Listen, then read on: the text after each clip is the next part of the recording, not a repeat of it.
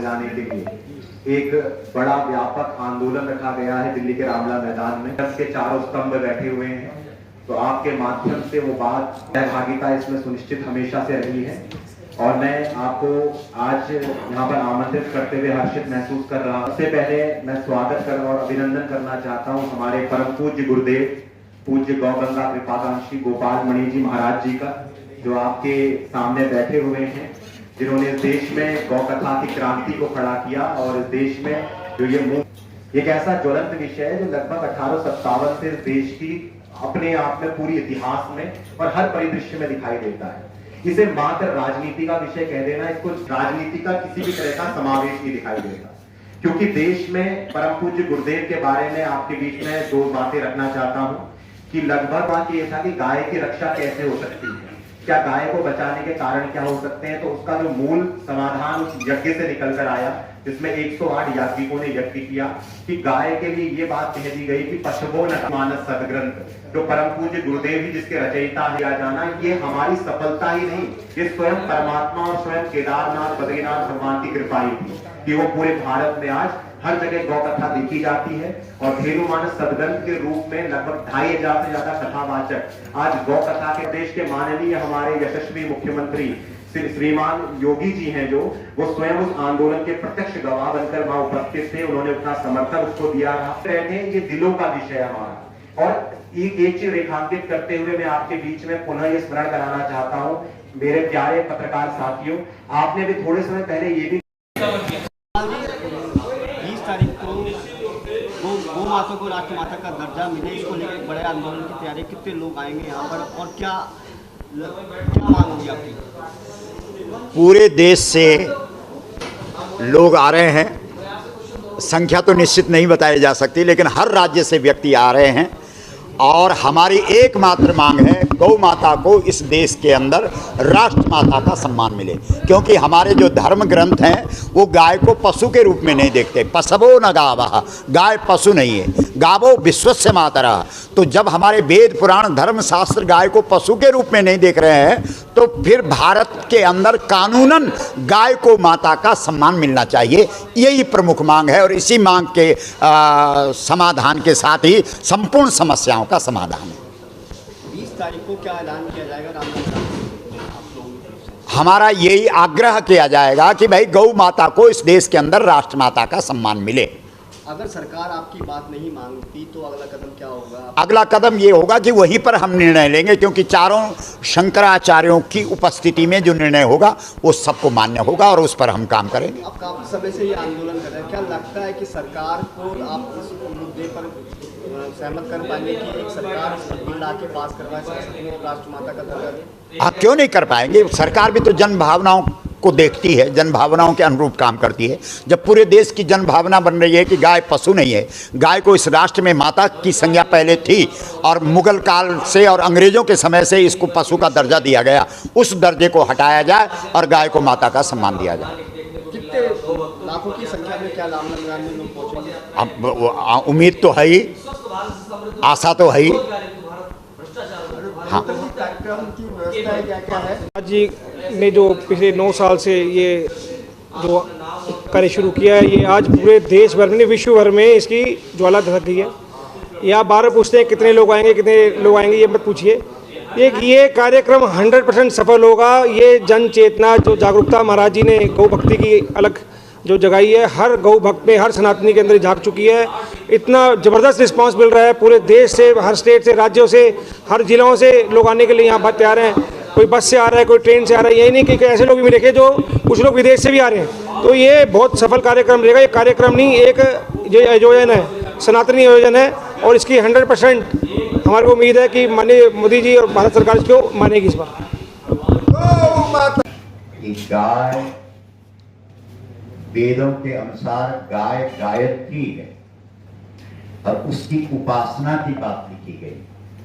हमारे यहाँ अथर्ववेद के अंदर एक मंत्र है, देवीं पाचम अजनयंत देवा ताम विश्वरूपा पशवो वदन्ति सानो मंद्रेश मूडम दुहाना धेनुर्वात अस्माम उपस्तुतयतु। ये अथर्ववेद का मंत्र कह रहा है कि समुद्र मंथन से निकली हुई जो गौ धेनु है, उसकी वो उपासना करनी चाहिए, लेकिन आज उसको पशु के रूप में रखा गया है। तो हमारी जो मांग है वो ये है कि पशवो न गावा, गाय पशु नहीं है। माता रुद्राणाम दुहिता पशूनाम स्वसादित्यानाम अमृतस्य नाभि गोस्तु मात्रा न विद्यते। ऐसे अनेक प्रमाण हमारे वेदों में, उपनिषदों में, पुराणों में गाय के बारे में कहे गए हैं कि गाय किसी भी प्रकार से पशु नहीं। लेकिन हमारे धर्म ग्रंथ, वेद, पुराण, धर्मशास्त्र, रामायण, महाभारत गाय को माता की संज्ञा देते हैं, माता का सम्मान देते हैं, लेकिन कानूनन इस देश के अंदर गाय को पशु का दर्जा प्राप्त है। तो इसके खिलाफ हमारा सरकार से ये अनुरोध है, आग्रह है, प्रार्थना है विनम्रता पूर्वक कि क्या इस देश के अंदर बहुसंख्यक समुदाय की आस्था का सम्मान नहीं होना चाहिए? देश तो सबका है, सबके सब जितने भी धर्म इस देश के अंदर हैं, सबकी आस्थाओं का सम्मान हो रहा है। तो जो बहुसंख्यक समुदाय है, सनातनी हिंदू है, उसका तो गौ माता से सीधा धर्म का संबंध है। अब हुआ क्या कि हमने गाय को धर्म से अलग कर दिया कि नहीं ये धार्मिक मुद्दा नहीं है, जबकि गाय विशुद्ध धार्मिक मामला है। क्योंकि हमारे हिंदू सनातन धर्म में कोई भी ऐसा कर्म नहीं है जो बिना गाय का किया जा सके।